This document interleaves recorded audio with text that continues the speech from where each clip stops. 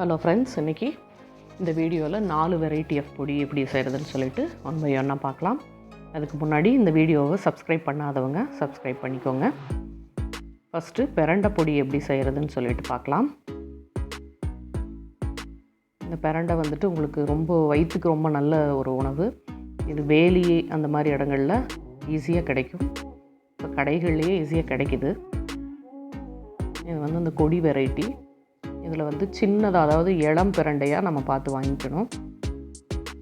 இப்போ இந்த பிரண்டை பொடி செய்கிறதுக்கு என்னென்ன தேவைன்னு சொல்லிட்டு நம்ம ஒன் பை ஒன்னாக பார்க்கலாம். பிரண்டையை இந்த விரல் சைஸுக்கு நல்லா நாரெல்லாம் எடுத்து க்ளீன் பண்ணி எடுத்து வச்சுக்கலாம். இப்போ 4 வரமிளகாய், கருப்புளுந்து 2 ஸ்பூன், துவரம்பருப்பு 1 ஸ்பூன், வெள்ளை எள்ளு 1 ஸ்பூன், மிளகு 1/2 ஸ்பூன், ஜீரகம் 1/2 ஸ்பூன், புளி இந்த லெமன் சைஸ் எடுத்துருக்கோம், சின்ன லெமன் சைஸ்க்கு, பெருங்காயம் 1/4 ஸ்பூன், உப்பு தேவையான அளவு, இந்த பிரண்டையை வதக்கிறதுக்கு நல்லெண்ணெய் தேவையான அளவு எடுத்துருக்கோம். இப்போ ஃபஸ்ட்டு இந்த பருப்பு எல்லாத்தையும் நம்ம தனியாக வெறும் கடாயில் வறுத்து எடுத்து வச்சுக்கலாம். இந்த கருப்புளுந்து நல்லா கோல்டன் ப்ரௌன் அளவுக்கு நம்ம வறுத்து எடுத்துக்கலாம். இப்போ நீங்கள் கருப்புளுந்து கிடைக்கல இல்லை பிடிக்கலைன்னா நீங்கள் வெள்ளை உளுந்து கூட எடுத்துக்கோங்க. இந்த அளவுக்கு நம்ம வறுத்து எடுத்துக்கணும். அடுத்தது துவரப்பருப்பும் அதே மாதிரி தீயாமல் கரெக்டாக உங்களுக்கு அந்த ப்ரௌனிஷ் ஆகிற அளவுக்கு வறுத்து எடுத்து வச்சுக்கணும்.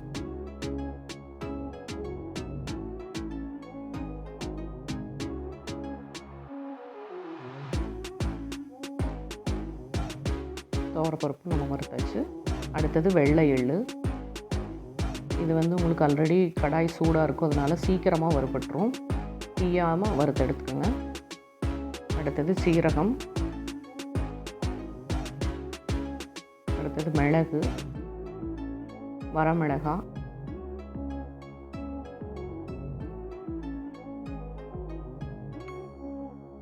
புளி, உப்பு, பெருங்காயத்தையும் நம்ம அடுத்தடுத்து நம்ம சேர்த்துக்கலாம். இப்போ நீங்கள் மிளகாய் வேண்டாட்டி நீங்கள் அதுக்கு பதிலாக மிளகை அதிகமாக சேர்த்துக்கலாம். இது எல்லாத்தையுமே ஃபஸ்ட்டு வறுத்தெடுத்து நம்ம தனியாக வச்சுக்கணும். இப்போ அடுத்தது பிரண்டையை ஆயில் சேர்த்து நம்ம வதக்கிக்கலாம். இப்போ நல்லெண்ணெய் கொஞ்சம் தேவையான அளவு அதிகமாகவே சேர்த்துக்கலாம். அடுத்தது பிரண்டையை சேர்த்துப்போம். பிரண்டை நீங்கள் க்ளீன் பண்ணும்போதுமே தேங்காய் எண்ணெய் கையில் தேய்ச்சிட்டு நீங்கள் க்ளீன் பண்ணுங்கள், இல்லைன்னா கையிலையும் அந்த இரிட்டேஷன் இருக்கும். இந்த பிரண்டையை மட்டும் கொஞ்சம் டைம் எடுக்கும், நல்லா வதக்கி எடுத்துக்கணும். நீங்கள் அதில் இருக்கிற தண்ணி சத்து கம்ப்ளீட்டாக வெளியில் வரணும். உங்களுக்கு பார்த்தாலே தெரியும், கலர் மாறிட்டே வரும்.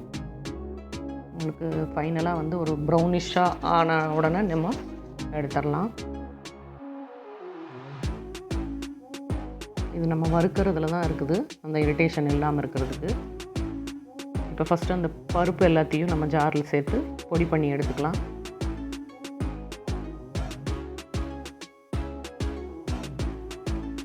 அடுத்தது பிரண்டையை தனியாக பொடி பண்ணணும். இது கம்ப்ளீட்டாக உங்களுக்கு நைஸாக வராது, ஏன்னா இதில் ஃபைபர் அதிகமாக இருக்கிறதுனால உங்களுக்கு ஓரளவுக்கு தான் நைஸ் ஆகும். இப்போ அடுத்தது அந்த பிரண்டை பொடி கூடவே இந்த பருப்பு பொடியும் சேர்த்து ஒரு தடவை அரைச்சி எடுத்துக்கலாம்.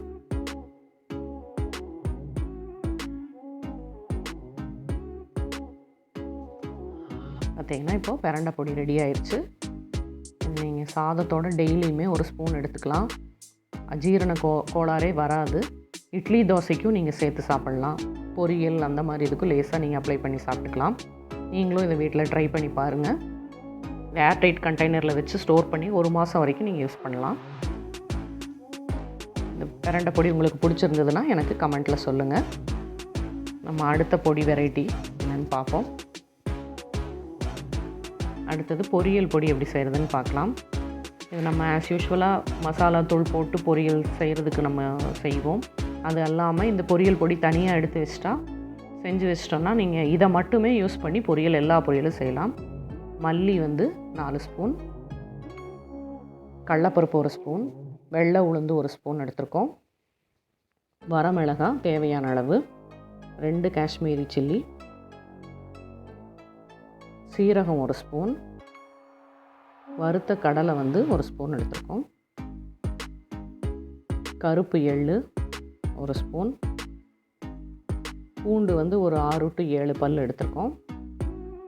அடுத்தது புளி ஒரு சின்ன லெமன் சைஸுக்கு, கடுகு 1 ஸ்பூன், மஞ்சள் தூள் 1/2 ஸ்பூன், உப்பு தேவையான அளவு, நல்லெண்ணெயும் தேவையான அளவு நம்ம எடுத்துக்கலாம். இப்போ ஃபஸ்ட்டு இந்த பருப்பு எல்லாத்தையும் நம்ம வறுத்து எடுத்துக்கலாம். இப்போ கடலைப்பருப்பு, அடுத்தது உளுந்தும் சேர்த்து வறுக்கிறோம்.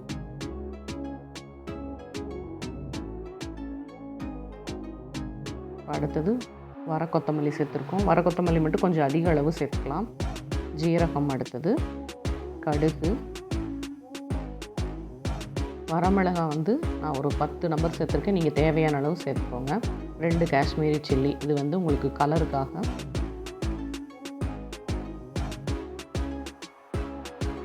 இப்போ அடுத்தது கருப்பு எள்ளு, வறுத்த நிலக்கடலை, பூண்டு சேர்த்து நல்லா வறுத்துட்டு, இப்போ நம்ம இந்த மிளகாயை மட்டும் தனியாக எடுத்து வச்சுக்கணும். ஏன்னா இதை மறுபடியும் ஒரு தடவை நம்ம ஆயிலில் லைட்டாக வறுத்தெடுத்து போட்டு பொடி பண்ணோம்னா உங்களுக்கு நல்ல நைஸ் ஆகும். இல்லைன்னா ஒரு மாதிரி இருக்கும், உங்களுக்கு அந்தளவுக்கு நைஸ் வராது.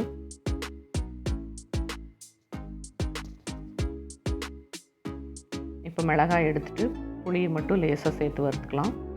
இப்போ இதை தனியாக நம்ம ஜாரில் போட்டுட்டு இப்போ அதே கடாயில் வந்துட்டு வரமிளகாயை லேசாக எண்ணெய் ஊற்றி வறுத்துக்கலாம். அந்த மிளகாய் அளவுக்கு மட்டும் நீங்கள் ஆயில் சேர்த்தா போதும்.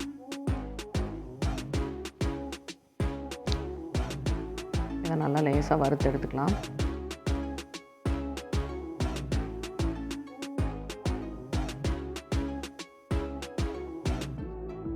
இப்போ மிளகாயை நம்ம ஜாரில் சேர்த்துட்டு ஃபஸ்ட்டு அதை ஒரு ஓட்டு ஓட்டிக்கலாம். இப்போ பார்த்தீங்கனாலே தெரியும், நம்ம வறுத்தெடுத்தே இந்தளவுக்கு தான் நம்மளுக்கு நைஸ் வந்திருக்கு.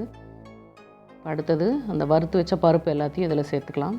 சேர்த்துட்டு மஞ்சள் தூள் இதில் சேர்த்துப்போம். தேவையான அளவு உப்பு சேர்த்துட்டு இதை நல்லா நைஸாக பொடி பண்ணி எடுத்துக்கலாம். இப்போ பொரியல் பொடி ரெடி ஆயிடுச்சு. நீங்களும் இதை வீட்டில் ட்ரை பண்ணி பாருங்கள். அடுத்து நம்ம இட்லி பொடி எப்படி செய்கிறதுன்னு பார்ப்போம். இட்லி பொடியில் வந்துட்டு நான் இன்றைக்கி கொஞ்சம் வேறு கம்பு, கொள்ளு இதெல்லாம் சேர்த்து செஞ்சுருக்கேன். இதுக்கு என்னென்ன இன்க்ரீடியன்ட்ஸ் தேவைன்னு சொல்லிவிட்டு நம்ம 1 by 1 பார்க்கலாம். பொட்டுக்கடலை எடுத்திருக்கேன். இந்த பவுலில் 1/4 பவுல் அளவுக்கு எடுத்திருக்கோம். அடுத்தது கடலைப்பருப்பு 1/4 பவுல், கருப்பு எள்ளும் அதே அளவு, கொள்ளு 1/4 கப் எடுத்திருக்கோம். வந்து கம்பும் வந்துட்டு எடுத்திருக்கோம் 1/4 கப், கருப்பு உளுந்து, கருவேப்பிலை வந்து ஒரு 3/4 பவுல் அளவுக்கு எடுத்துக்கலாம்.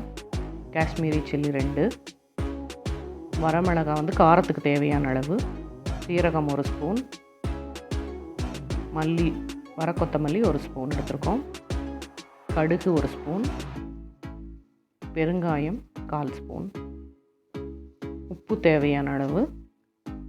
இப்போது பொடியை நம்ம எப்படி வறுக்கிறதுன்னு பார்ப்போம். கடலைப்பருப்பு ஃபஸ்ட்டு நம்ம சேர்த்துக்கலாம். அடுத்தது கருப்பு உளுந்து, கொள்ளு, அடுத்தது கம்பு, அடுத்தது கருப்பு எள்ளு சேர்த்துருக்கோம். அடுத்தது பொட்டுக்கடலை, கடுகு, வர கொத்தமல்லி, ஜீரகம்,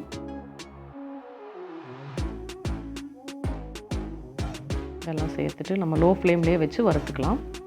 இப்போ இதை நம்ம இதில் ஜாரில் சேர்த்துக்கலாம். இது வந்து இன்ஸ்டன்ட் பொடி மாதிரி உங்களுக்கு 5 to 10 நிமிஷம் தான் ஆகும். கம்ப்ளீட்டாக எல்லாத்தையும் ஒட்டுக்க போட்டு லோ ஃப்ளேமில் வச்சு வறுத்துக்கலாம். அவ்வளோதான், இது வந்து ஈஸியாக செஞ்சிடலாம். இப்போ அடுத்தது வரமிளகாயை தனியாக வறுத்து எடுத்துக்கணும். வரமிளகாயும் 2 காஷ்மீரி சில்லியும் உப்பும் சேர்த்துக்கலாம். இதுலேயே லேசாக வறுத்ததுக்கப்புறம் நம்ம அடுப்பு ஆஃப் பண்ணிவிட்டு கூட கருவேப்பிலையும் அடுத்தது பெருங்காயத்தையும் சேர்த்துக்கலாம். ஏன்னா உங்களுக்கு அந்த கடாயோட சூடே போதும் கருவேப்பிலை வறுபடுறதுக்கு. அதையும் இதில் சேர்த்துட்டு பொடி பண்ணி எடுத்துக்கலாம். ஈஸியான கருவேப்பிலை சேர்த்த இட்லி பொடி ரெடி ஆயிடுச்சு. இப்போ நீங்களும் இதை வீட்டில் ட்ரை பண்ணி பாருங்கள். டேஸ்ட் எப்படி இருக்குதுன்னு சொல்லுங்கள். அடுத்தது முருங்கைப்பூ பொடி எப்படி செய்கிறதுன்னு பார்ப்போம்.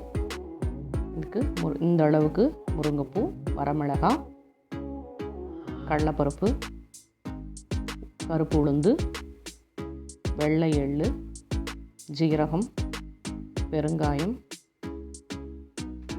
இப்போ நம்ம இதை எப்படி ரெடி பண்ணுறதுன்னு பார்ப்போம்.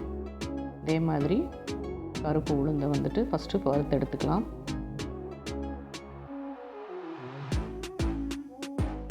இது கருப்பு உளுந்துங்கிறதுனால கண்டிப்பாக டைம் எடுக்கும் வறுக்கிறதுக்கு.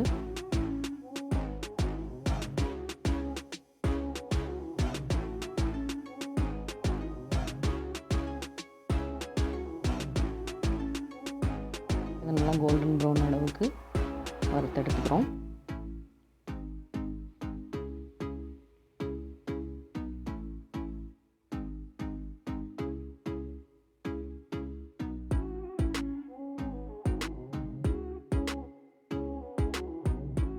கருப்பு உளுந்து நல்லா வறுபட்டுருச்சு. அதை வந்து தனியாக எடுத்துக்கலாம்.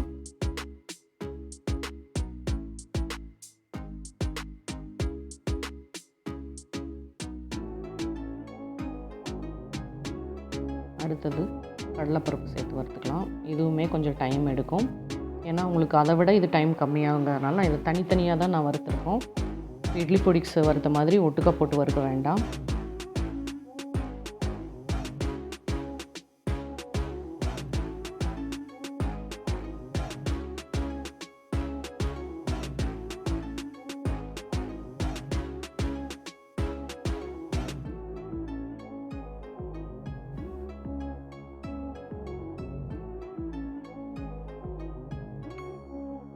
இது நான்ஸ்டிக் தவாங்கிறதுனால கொஞ்சம் டைம் எடுக்குது. அலுமினியமாக இருந்ததுன்னா ஈஸியாக வறுத்துரும். பட் தீஞ்சிரும் அதில் சீக்கிரம். அதனால நான் இதில் வச்சு ஃப்ரை பண்ணிகிட்ருக்கேன்.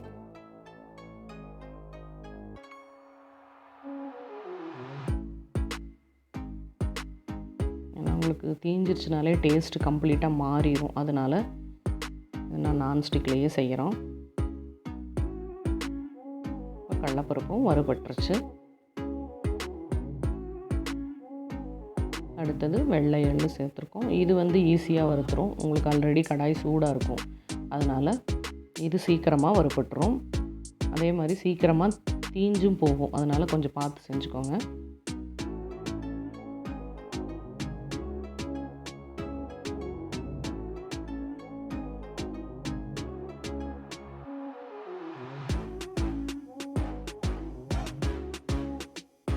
நீங்கள் இதுக்கு கருப்பு உளுந்து கூட யூஸ் பண்ணலாம். பட் நான் கருப்பு உளுந்து எடுத்ததுனால நான் வெள்ளை எள்ளு சேர்த்துருக்கேன்.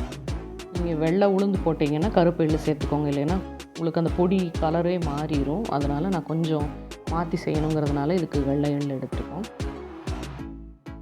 இல்லை உங்களுக்கு வந்து ஓகேனா நீங்கள் இதில் கருப்பு எள்ளே சேர்த்துக்கலாம்.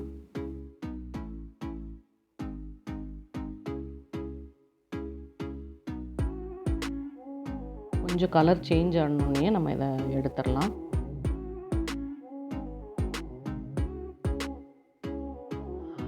வெள்ளை எள்ளும் வறுத்து தனியாக எடுத்தாச்சு.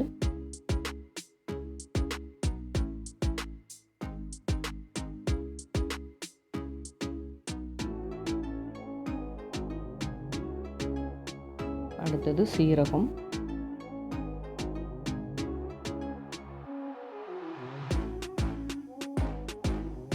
வரமிளகாய் சேர்த்துருக்கோம்.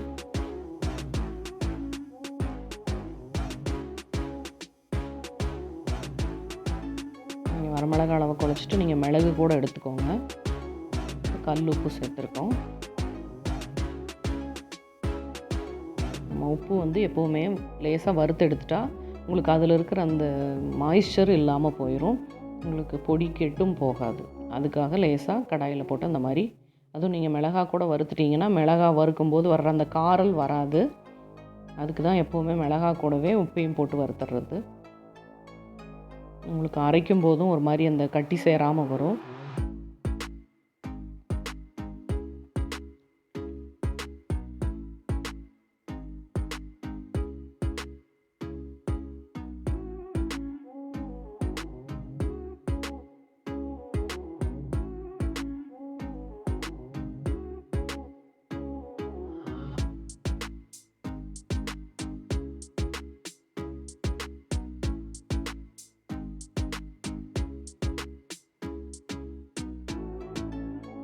இதுக்கு வந்து நான் நீள மிளகாய் தான் சேர்த்துருக்கோம். நீங்கள் குண்டு மிளகாய் இருந்தாலும் கூட சேர்த்துக்கலாம். காரம் கம்மியாக இருக்கிறதுனால இந்த மிளகாய் எடுத்துருக்கோம். இதையும் நம்ம தனியாக வறுத்து எடுத்துட்டோம். இப்போ அடுத்தது வந்துட்டு வெறும் கடாயில் பெருங்காயம் சேர்த்துக்கலாம். பெருங்காயம் சும்மா நீங்கள் லேசாக அந்த கடாய் சூட்டில் வறுத்து எடுத்திங்கனாலே போதும். இந்த தூள் பெருங்காயம் தான் நான் எடுத்திருக்கேன்.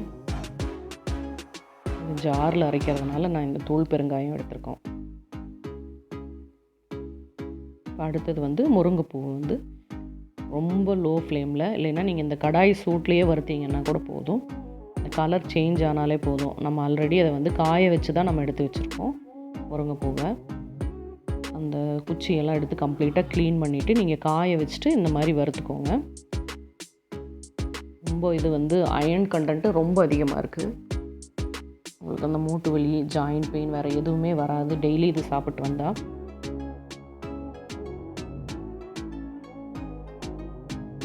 பார்த்தீங்கன்னா இந்த அளவுக்கு நம்ம ஃப்ரை பண்ணி எடுத்தால் போதும். நீங்கள் இது கையிலேயே பொடிச்சு விட்டால் கூட நல்ல பவுடர் ஆகும்.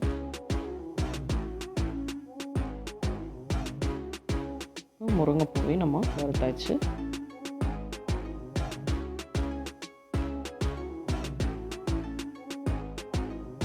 நல்லா இது வெயில் காலத்தில் நம்ம செஞ்சு ஸ்டோர் பண்ணி வச்சுட்டா நீங்கள் ஒரு 4 to 5 மாதம் வரைக்கும் கூட இதை நம்ம ஸ்டோர் பண்ணி வச்சே சாப்பிட்லாம்.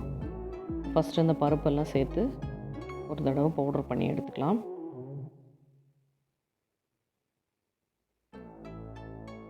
அடுத்தது அந்த பருப்பு பொடி கூடவே இந்த முருங்கை பூவையும் சேர்த்து ஜாரில் ஒரு தடவை அரைச்சி எடுத்துப்போம்.